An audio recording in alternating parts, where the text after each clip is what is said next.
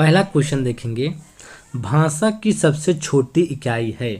तो भाषा की जो सबसे छोटी इकाई क्या है? वर्ड है। तो भाषा की सबसे छोटी इकाई वर्ड होती है। दूसरा क्वेश्चन देखेंगे, वर्णमाला कहते हैं। तो वर्णमाला किसे कहते हैं? वर्डों के व्यवस्थित समूह को क्या कहते हैं? वर्णमाला कहते हैं। ऑप्शन डी सही है। तीसरा क्वेश्चन देखेंगे, निम्न में से कंठ ध्वनियाँ कौन सी हैं? तो निम्न में से कंठ ध्वनियाँ कौन सी है? का खा। तो का खा क्या है? कंठ ध्वनियाँ हैं। अगला क्वेश्चन देखते हैं। तो चौथा प्रश्न है, स्थान के आधार पर बताइए कि मूर्धन्य व्यंजन कौन से हैं? तो मूर्धन्य व्यंजन कौन से हैं? डा ढा। तो डा ढा क्या है? मूर्धन्य व्यंजन है। अगला क्वेश्चन देखिए, निम्न में से अल्प प्राण वर्ण कौन सा है?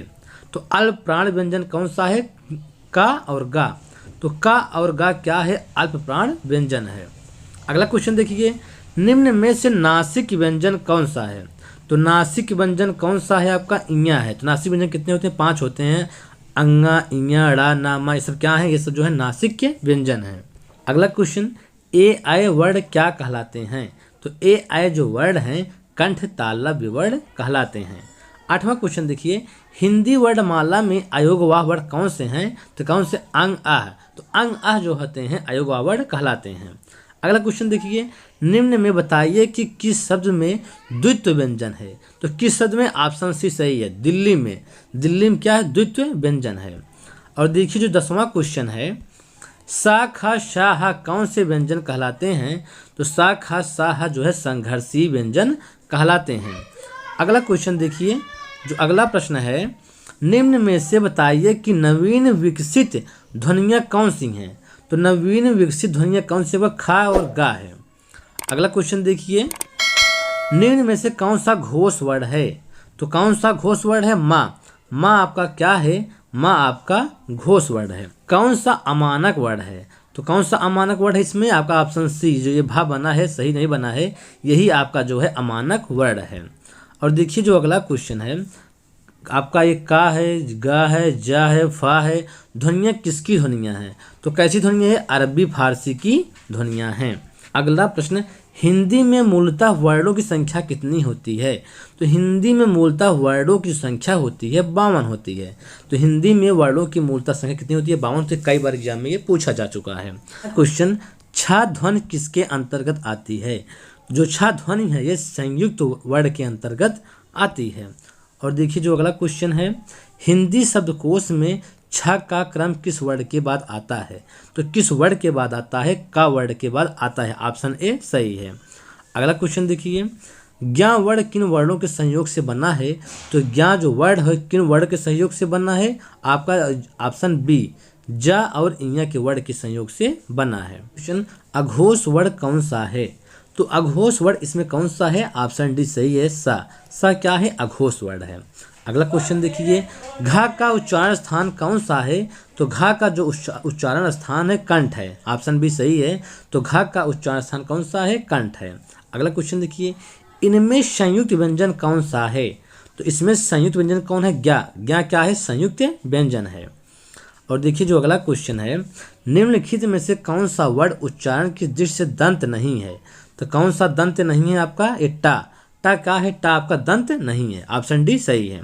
अगला क्वेश्चन, जिन शब्दों के अंत में आ आता है उन्हें क्या कहते हैं?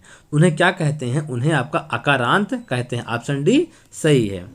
अगला क्वेश्चन देखिए 24 जो प्रश्न है, छ वर्ण किसके योग से बना है? तो छ वर्ण है किसके योग से बना है? ऑप्शन ए, का और सा के योग से बना है। अगला क्वेश्चन, हिंदी वर्णमाला में स्वरों की कुल संख्या कितनी है? कितनी है? 13 है। लेकिन देखिए अगर पूछता है कि हिंदी वर्णमाला में स्वरों की संख्या है तब 11 होगा, लेकिन स्वरों की कुल संख्या पूछे तो कितना होगा? 13 होगा। इसमें ऑप्शन डी सही है। तो हिंदी वर्णमाला में स्वरों की कुल संख्या कितनी है? 13 है। ऑप्शन डी सही है। अगला क्वेश्चन देखिए, निम्नलिखित में कौन सा स्वर नहीं है? तो कौन सा स्वर इसमें बताना है आपको नहीं है? तो इया। इया आपका जो है स्वर नहीं है ये। और अगला क्वेश्चन देखिए, निम्नलिखित में से कौन सा टा वर्ग नहीं है? निम्नलिखित में कौन टा वर्ग नहीं है? तो कौन सा टा वर्ग नहीं है? घा। घा आपका टा वर्ग में नहीं आता है। हिंदी वर्णमाला में व्यंजनों की संख्या है। तो हिंदी वर्णमाला में व्यंजनों की संख्या कितनी है? 33 है। निम्नलिखित में कौन सा पश्च स्वर है? तो कौन सा पश्च स्वर? आ। आ आपका ऑप्शन है सही है। तो आ आपका क्या है, पश्व स्वर है। अगला क्वेश्चन देखिए, निम्नलिखित में से कौन सा अयोगवाह है। तो अयोगवाह कौन है आपका, ऑप्शन ए विसर्ग। विसर्ग को क्या कहते हैं, अयोगवाह कहते हैं। अंग और आ, अंग और आ को क्या कहते हैं, अयोगवाह कहते हैं। छ ध्वनि का उच्चारण स्थान है। तो छ ध्वनि का जो उच्चारण स्थान है तालव्य है। तो छ ध्वनि का जो उच्चारण स्थान है तालव्य है, ऑप्शन सी सही है। अगला क्वेश्चन देखिए, निम्नलिखित में से कौन सा एक संयुक्त व्यंजन नहीं है। तो कौन सा एक संयुक्त व्यंजन नहीं है आपका, सा। इस सा जो है संयुक्त व्यंजन नहीं है, ऑप्शन बी सही है। अगला क्वेश्चन देखिए 33 प्रश्न, तालव्य व्यंजन है। तो तालव्य व्यंजन कौन है, चा छ जा झा, ये क्या है, ऑप्शन ए सही है। तो चा छ जा झा जो है क्या है, तालव्य व्यंजन है, ऑप्शन ए सही है। अगला क्वेश्चन, या रा ला वा किस वर्ग के व्यंजन हैं।